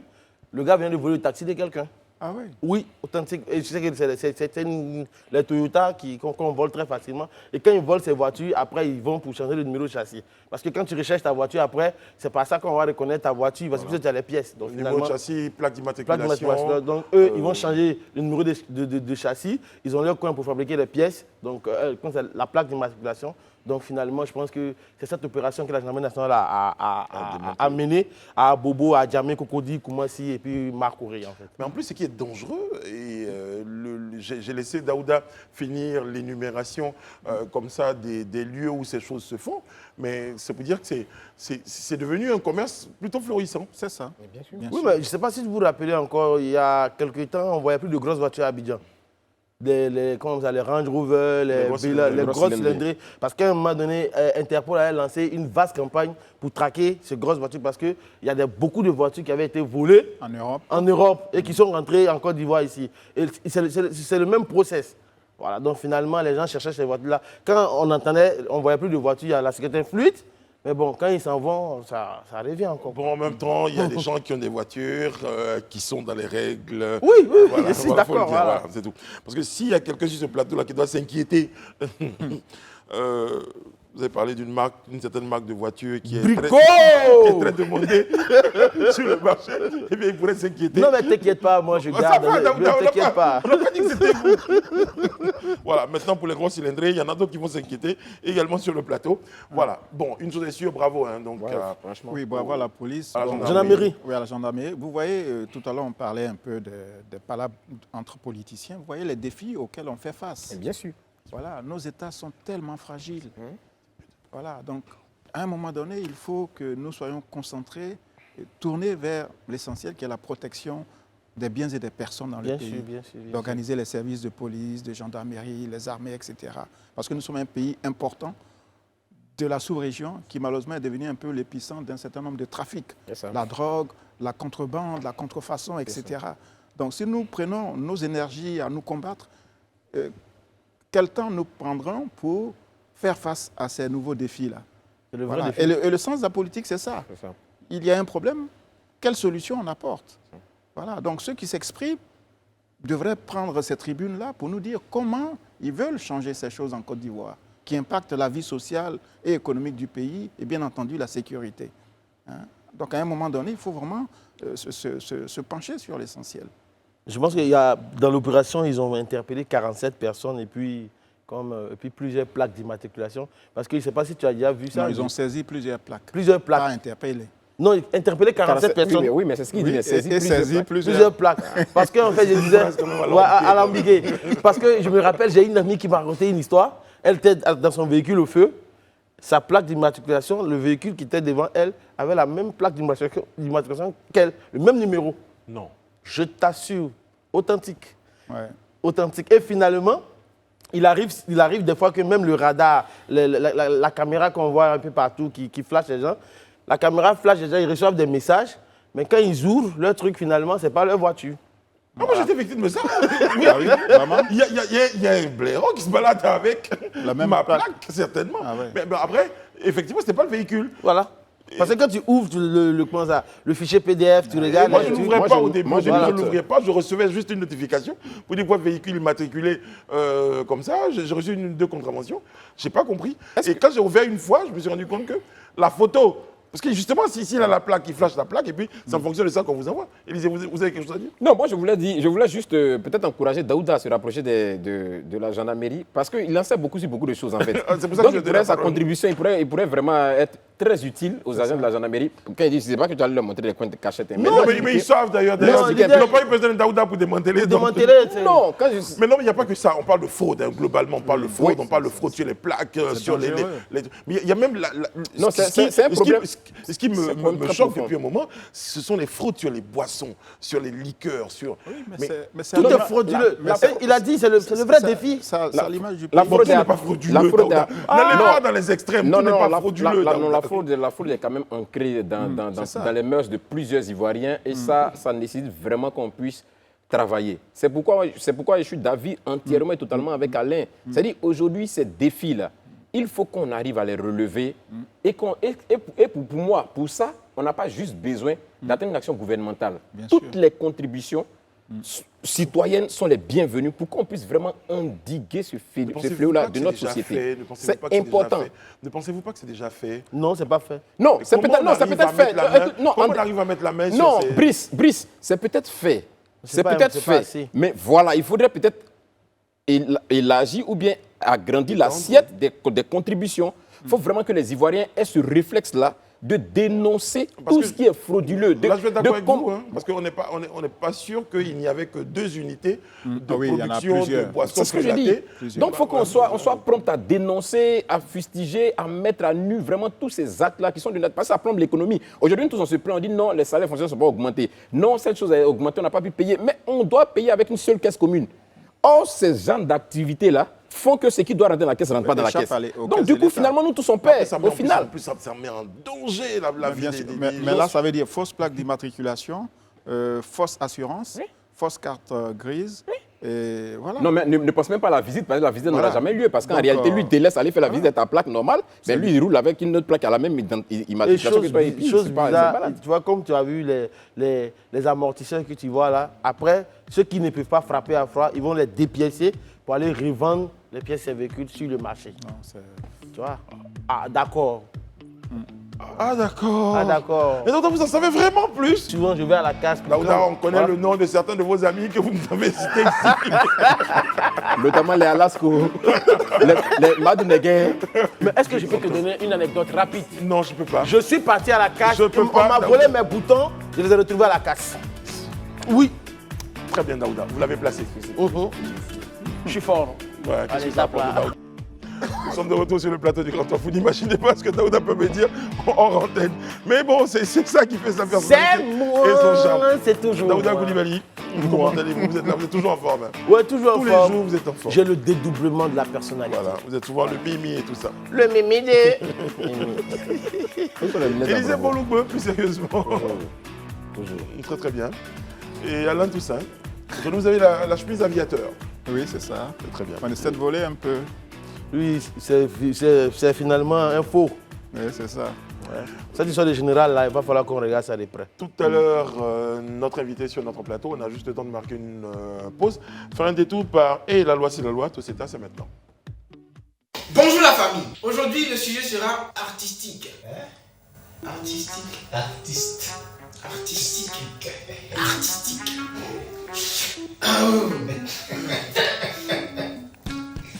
Bonjour la famille. Aujourd'hui, le sujet sera artistique. Oui, ça me concerne moi aussi. Parce que je suis un auteur, un interprète, un créateur de contenu original. Je suis une star en fait. Ah, cette vie-là qu'on a tant cherché, qu'on a trouvé. J'aimerais dire que j'adore, mais on adore que Dieu. Le droit d'auteur, c'est maintenant. Ah, cette vie-là qu'on a cherché, qu'on a trouvé. J'aimerais dire j'adore, mais on adore que Dieu.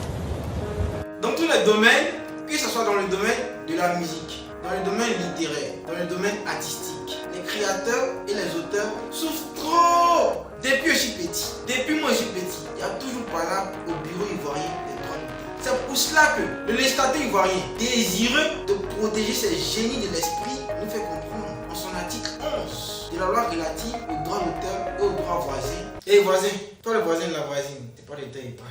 L'auteur de toute œuvre jouit du seul fait de sa création d'un droit de propriété incorporel et opposable à tous. Ça veut simplement dire, celui qui crée une œuvre originale a un droit absolu. Il a le droit de s'opposer lorsque l'œuvre est utilisée de façon abusive et frauduleusement. Donc, quand Serge Beno crie dans sa chanson « Créateur », un signalement qui te dit que son œuvre là est protégée de le créateur. Celui qui crée, celui qui chante, celui qui écrit, celui qui joue doit être protégé et respecté et bénéficier de ses droits absolus.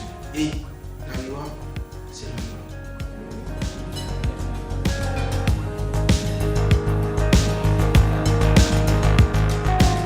Les artistes, on est très nombreux sur le plateau là et c'est bien d'avoir quelques informations comme ça de notre escale. Et la loi, c'est la loi. Nous avons rejoint sur le plateau du Grand Talk Madame Kwaku. Marina, vous êtes vice-présidente de l'ONG Bloom. Bonsoir Madame. Bonsoir Brice. Merci d'être sur notre plateau. Alors, on va commencer à présenter, par la présentation de l'ONG Bloom. Vous vous occupez globalement, hein, j'ai envie de dire, du bien-être, de l'autonomisation des femmes. En détail, de quoi s'occupe l'ONG Bloom? Alors, je vous remercie. Bonsoir encore à tous. Donc, l'ONG Bloom est née de la vision de la présidente fondatrice, Madame Danielle Idegwe Epo Sissé Bakongo. Donc, nous existons depuis bientôt 4 ans. Et l'ONG Bloom, c'est, on va dire, une centaine de bénévoles. C'est plus de une trentaine de jeunes filles prises en compte. Aussi, en dehors de l'autonomisation de la femme, nous avons une lutte actuelle qui est basée sur la lutte contre la violence basée sur le genre qui connaît de nos jours une recrudescence extraordinaire en Côte d'Ivoire. Très très bien. Vous en parlez. Qu'est-ce qui, aujourd'hui, fait la différence de cette ONG par rapport à tout ce qu'on a comme association de lutte pour l'autonomisation, pour la lutte contre les violences basées sur le genre? Quelle est votre particularité, votre domaine d'action qui vous différencie de ce qu'on connaît déjà? Alors, nous ne sommes pas vraiment différents de toutes les ONG qu'on connaît. Vous apportez votre notre pierre à l'édifice. J'avoue que l'édifice est grand. L'édifice, il est grand. Ça. Le chantier, il est énorme, il y a beaucoup à faire. Et tant que ce peut, l'ONG Bloom essaie à sa façon d'apporter de par ses actions sur toute l'étendue du territoire. Parce qu'il faut dire que nous ne sommes pas seulement basés sur Abidjan. Nous sommes aussi à l'intérieur du pays, notamment 31 régions que nous couvrons, et en plus des 17 grandes communes du Grand Abidjan. Vous parlé de prise en charge tout à l'heure, on parlera de ces centres de transit-là qui font également votre particularité, on en parle. Vous parlez d'actions concrètement, depuis votre création, quelles sont les actions concrètes que vous avez menées et en perspective, qu'est-ce que vous prévoyez? D'accord. Depuis la création de l'ONG Bloom, nous avons eu à scolariser, on va dire, une centaine de jeunes filles issues de milieux défavorisés. Nous avons eu à autonomiser plus de 300 femmes sur toute l'étendue de la Côte d'Ivoire. Nous avons eu aussi à reloger certaines familles lors de la période sanitaire qu'on a connue, notamment le Covid. Donc, par la suite aussi, ces familles qui ont été relogées, nous les avons accompagnées par la scolarisation de leurs enfants et aussi de l'autonomisation de ces mères de famille-là qui se sont retrouvées livrée à elle-même à la suite de ces incidents. Maintenant, quand vous parlez d'autonomisation de cette dame-là, comment ça se matérialise concrètement sur le terrain? Alors, l'autonomisation se matérialise déjà de par nos bureaux communaux. Nous avons nos adhérentes qui s'inscrivent et même nous allons au-delà des adhérentes en fait. Il y a des cas qui nous sont référés ça et là de par le voisinage, aussi par notre ministère de tutelle, le ministère de la Femme, de la Famille et de l'Enfant, et aussi par le CNDH. Donc lorsque ces cas nous sont référés, nous allons vers ces personnes, nous avons tout un processus de prise en charge. Donc nous les écoutons, nous les accompagnons jusqu'à ce qu'elles puissent être autonomes entièrement. Bon, ma question, peut-être avant Alain, c'est tout ce que vous faites. Mais comment vous avez les moyens de faire tout ça? Ça va être votre question. La question, très belle question. Je vous en prie, on commence à la question nous revient constamment, donc d'où ma présence déjà sur ce plateau. Donc l'ONG, depuis 4 ans, fonctionne sur fonds propres. Nous sommes une centaine de membres, de bénévoles. Donc les cotisations, ça et là, des uns et des autres. On a aussi des mécènes qui s'engagent à nous aider de façon mensuelle. Donc ce serait pas mal si au sorti d'ici, j'avais le quitus de vous 4 messieurs. Donc du coup, on aurait lancé la masculinité positive qui nous aurait accompagnés pour ce processus-là. Voilà. Comment, Daouda? Iforchi. Ok. Exactement, le Iforchi. Mais non, mais sur cette question, sur cette question-là, je suis engagé à fond et je peux vous tout de suite là en direct vous dire que je vous accompagnerai. Merci. Donc on attend, on reviendra vers vous. Voilà, et avec moi, tous mes camarades sur le plateau. Bien sûr. Alors tout à l'heure, vous évoquiez les violences basées sur le genre. On voit que les campagnes de sensibilisation sont nombreuses, mais malheureusement, cela persiste. Comment est-ce que vous allez inverser les tendances? L'ONG Bloom, comme je l'ai dit tout à l'heure, compte apporter sa pierre à l'édifice. Déjà de par l'existence de notre centre, notre refuge de transit, la Renaissance, qui existe déjà. Il faut dire que sont passés par ce centre de transit-là plus de 200 personnes, que ce soit en écoute comme en tant que résidents. Donc il faut dire que nous hébergeons ces personnes-là. Nous essayons à notre manière en fait de les accompagner, d'être là pour elles en fait. Donc vu le nombre de personnes qu'on a déjà accompagnées sur ce plan-là, on espère en tout cas continuer encore à mener des actions et puis continuer notre bâton de pèlerin. Alors, vous offrez le refuge à ces femmes qui viennent vers vous. Est-ce qu'il y a une prise en charge du point de vue judiciaire, par exemple? Est-ce qu'il y a des actions qui sont menées pour que la source de la nuisance, entre guillemets, cesse? Bien sûr, nous avons des actions judiciaires qui sont menées. Comme je le disais tout à l'heure, il y a le CNDH qui nous accompagne. Nous sommes aussi en partenariat avec le 18e arrondissement. Nous sommes aussi en partenariat avec les tribunaux. En fait, selon la gravité des cas qui nous sont référés, selon, je dirais, le process à suivre, nous sommes beaucoup accompagnés. C'est vrai que ce n'est pas le lieu de faire la publicité de toutes ces personnes, mais vraiment, il y a des personnes. Exactement, c'est de l'information. C'est l'ancienne télé là qui fait ça.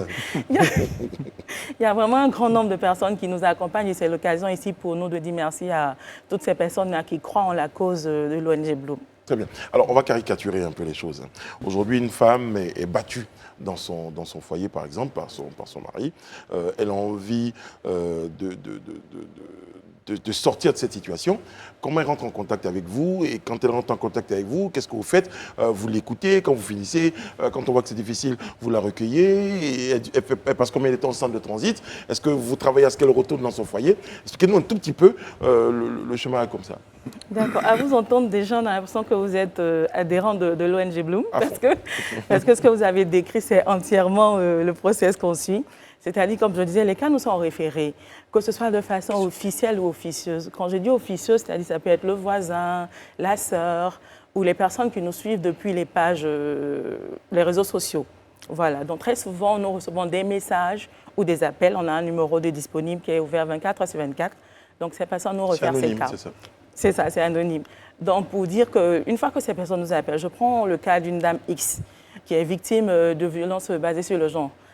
Elle a sûrement sa voisine qui va nous contacter pour dire j'ai une de mes voisines, elle n'a pas la force en fait d'exposer son bourreau, elle n'a pas la force de sortir de là, donc elle a vraiment besoin d'aide.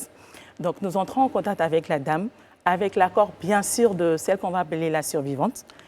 Donc, nous la récupérons déjà, nous lui demandons selon c'est toujours avec son accord et sa volonté. Si elle veut bien venir vers nous ou bien nous allons vers elle. Il y a une écoute qui se fait pour voir si le cas nécessite une prise en charge déjà de l'ONG Bloom. Donc, une fois que c'est possible pour nous, selon ce qu'elle a expliqué, de la prendre en charge, nous la recueillons au refuge. Souvent, très souvent, les dames sont toujours accompagnées de leurs enfants. Donc, pour dire qu'au refuge, il y a toutes les commodités pour la mère et pour l'enfant.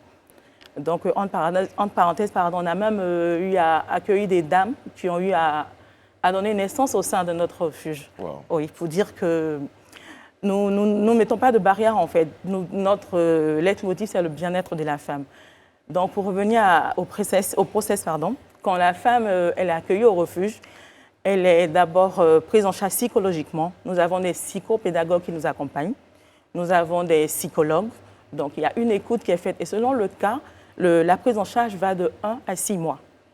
Et donc, après cela, nous entre en phase maintenant l'autonomisation. Une fois qu'on sent que la survivante, psychologiquement, est assise et peut maintenant reprendre goût à la vie, nous entamons la phase de l'autonomisation, c'est-à-dire trouver une activité rémunératrice. Exactement, afin qu'elle puisse se subvenir à ses besoins et ne pas retourner chez son bourreau. Et même, nous allons plus loin pour dire que nous avons eu des cas où nous avons dû prendre en charge même l'époux ou bien la personne responsable de ces violences-là. Parce que ça va être ma prochaine question. Oui. Est-ce qu'il n'arrive pas justement que quelqu'un, pendant 2 jours qu'il ne voit pas sa femme, il apprend qu'elle est quelque part dans un refuge, est-ce qu'il ne vient pas l'attirer? Qu'est-ce que tu fais ici? D'accord. Déjà, nous mettons l'accent sur la confidentialité. Donc, ce n'est pas déjà de par nous que le bourreau saura où se trouve la victime. Sûrement, peut-être des personnes qui ont suivi ou bien des proches qui ont eu à divulguer l'information.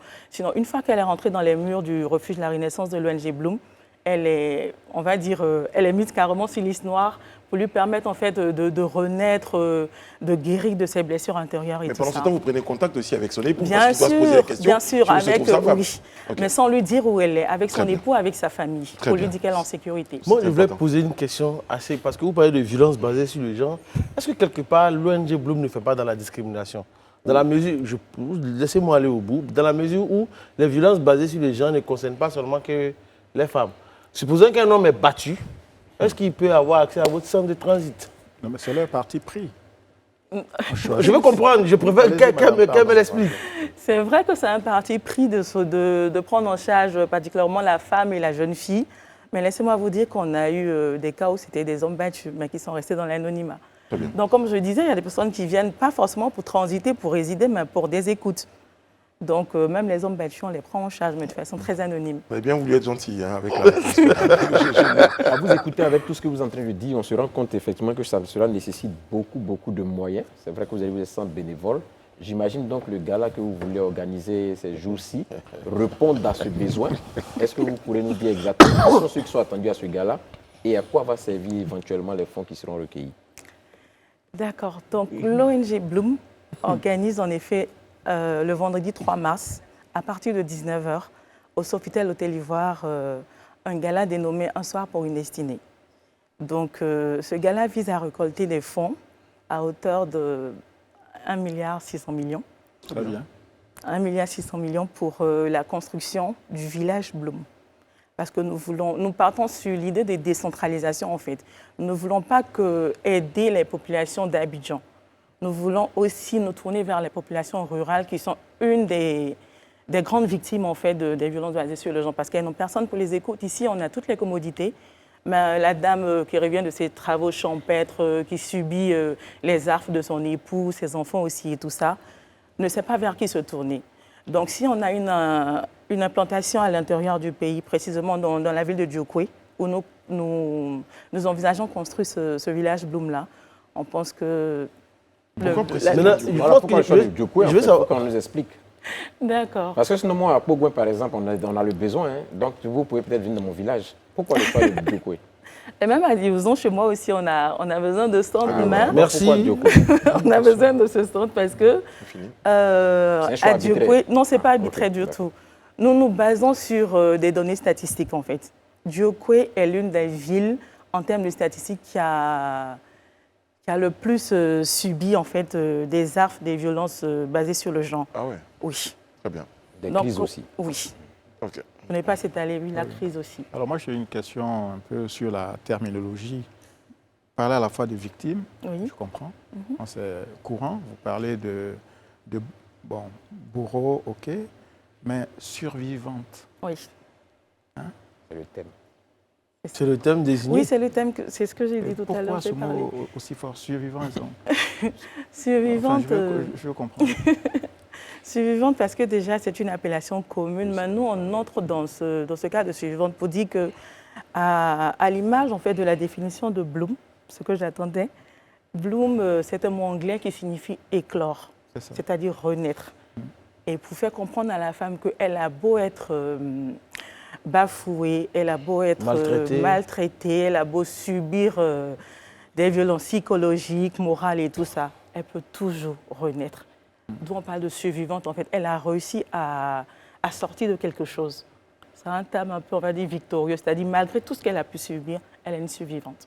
D'accord, donc sur la vie, pas forcément sur l'épreuve en Non, particulier. pas forcément, sur la vie en elle-même, c'est-à-dire qu'elle peut encore renaître de ses cendres, elle peut encore redevenir quelqu'un de meilleur. Très bien. Maintenant, moi, la question, c'est concernant le gala. Je reviens dessus. Ceux qui vont me donner, qu'est-ce qu'ils vont recevoir? Parce que souvent, moi, dans les galas, il y a des ventes de maillots et autres et tout. En retour, qu'est-ce qu'ils reçoivent pour les encourager à donner encore? Je tiens à vous signaler également qu'il y a des galas où on donne. Je sais, n'empêche, même si vous y répondez, je veux dire... Exactement.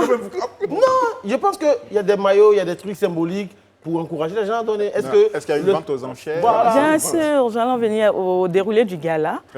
Donc voilà, le gala, il y a comme, on sait, il y a des prestations artistiques, il y a des distinctions. Oui, KS Bloom, il nous accompagne, mais ce n'est pas quelqu'un forcément de Bloom. Il y a quand même une amalgame. Oui, bon, en même temps, on est bien nommé KS Bloom pour l'ONG Bloom.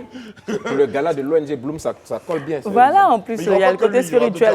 Il y aura Roselyne Layo, il y aura Kérosène, voilà, entre autres. Voilà. Donc, pour revenir au déroulé du gala, donc, en plus de la distinction des personnalités ou des institutions qui nous accompagnent depuis toujours, on aura une vente aux enchères. La particularité de la vente aux enchères pendant le gala, c'est que c'est vrai, il y aura des articles, mais nous allons mettre aux enchères les différents lots à construire pour le village Bloom. C'est-à-dire que nous allons détailler en fait les coûts estimatifs et les présenter à ces personnes qui viennent au gala pour dire voilà ce qu'on envisage. Donc, pour nous soutenir, en fait, vous regardez dans la liste que vous avez. Et si vous pensez que vous pouvez nous soutenir pour la construction de l'infirmerie, puisque nous allons construire un centre d'accueil, une maternité, une école. Donc, selon tout ce qui est cité, vous prendrez ce qui... Je le vois en fait dans les 1,6 milliard. C'est ça. Ce que je peux donner. Moi, je peux donner 100 000 dans les 1,6 milliard. Bon, en fait, ça de voir ça. Ou alors Brice peut prendre en charge la construction de la patable. Tout le monde. Déjà, quand je dis tout le monde, on a... C'est vrai qu'en ce moment, on n'a plus assez de place. On n'a plus assez de places. Les places payantes? Oui, les places sont payantes et certaines sont officielles. Je pense qu'il faut vraiment qu'on vous explique le principe d'un gala de charité, d'un gala de levée de fonds. Voilà, les places sont payantes. Si on y va gratuitement, ça... Mais vraiment, pourquoi vous posez cette question? Non, parce que moi, je peux vous sortir aussi des galas où on a été invité simplement parce qu'on doit contribuer. Et quand on arrive, on a contribué. Donc, l'entrée n'est pas payante, c'est ce que je veux dire. On fait les deux parce que c'est un dîner, il y a toutes les commodités qu'il faut. Ça existe, M. Brice. Ça existe bien, mais il y a les commodités qu'il faut et tout ça. Donc, avec les spectacles, les témoignages émouvants des survivants, des personnes qu'on a accompagnées, ça sera vraiment une soirée riche en émotions. Donc, on pense que quand même, le porte-monnaie ne restera pas trop collé à nos invités. Voilà. Très bien, très bien. Donc, vous voulez décoller le porte-monnaie? Exactement. Donc, vous allez y arriver. Merci. L'action est noble. Très noble. Et elle mérite soutien. Aujourd'hui, on a des mécènes dans ce pays. On a des personnes qui sont touchées par la cause de la femme. Et en plus, ce que vous présentez là, on le dit sur des plateaux de télé, mais lorsqu'on a l'occasion d'être en contact avec ces femmes-là qui vivent, mais souvent de véritables enfers dans leur environnement, elles ont besoin d'être sorties, elles ont besoin d'être entendues, il y a besoin qu'on les prenne en charge. Il y a quelques jours, hein, ici, au niveau de la FTV, nous avons malheureusement eu un cas d'une dame qui était venue avec ses 2 enfants, qui estimait avoir été victime abandonnée, victime de violences dans son foyer. On était obligé justement de l'orienter, de la soutenir. Mais vous voyez la détresse dans le regard de cette dame. C'est pour ça que nous pensons que ce que vous faites est extraordinaire et génial et que ça mérite d'être soutenu. D'ailleurs, ce qui justifie votre présence sur notre plateau. Merci. Y a-t-il un contact pour des personnes qui ont été sensibles à ce que vous évoquez, pour avoir des informations complémentaires sur l'achat des tickets, sur éventuellement des contreparties? Maillot. Pourquoi pas? J'ai rien dit d'abord. J'ai fait que répéter ce que vous avez dit. Donc déjà, toutes nos pages, on a notre page officielle Facebook, on a la page Instagram, on a la page Twitter, on a notre site internet. Et en même temps aussi, je peux communiquer un numéro pour les personnes qui ne pourront pas faire des dons, qui diront hors de portée, mais quand même, il y a un numéro, même donner 500, 100 francs, c'est contribuer à quelque chose. Donc c'est 100 francs, 500 qui après pourront faire le milliard qu'on recherche. Donc le numéro, il est le 05 54 38 51 62. On reprend le numéro. 05 54 38 51 62. Merci beaucoup, Madame Kwaku, Marie Nguéwé, Kwaku, donc vice-présidente de l'ONG Bloom. Et on va rappeler la date du gala. Le vendredi 3 mars, à partir de 19h au Sofitel Hôtel Ivoire. Vendredi 3 mars, Sofitel Hôtel Ivoire, on y sera pour vous accompagner, pour vous soutenir. Voilà. On verra à quel niveau dans l'animation, dans la présentation. Avec ou sans maillot, on verra. Voilà, oui, on va penser à M. Daouda. On va aller chercher une dédicace spéciale. Moi, j'attends surtout un tableau. Voilà. Un tableau, d'accord. On va y penser. J'en parle au comité d'organisation. Je vous trouve un tableau avant la fin de cette émission. Oui, un tableau de Jacob Bleu. En plus, d'accord. Extraordinaire ce Daouda. Merci beaucoup madame. Merci Alain, merci Élisée. Merci Daouda. On a été très heureux d'être en votre compagnie. On vous donne rendez-vous demain pour un autre numéro du Grand Talk. Que Dieu veille sur vous, que Dieu veille sur la Côte d'Ivoire et que Dieu veille sur les femmes.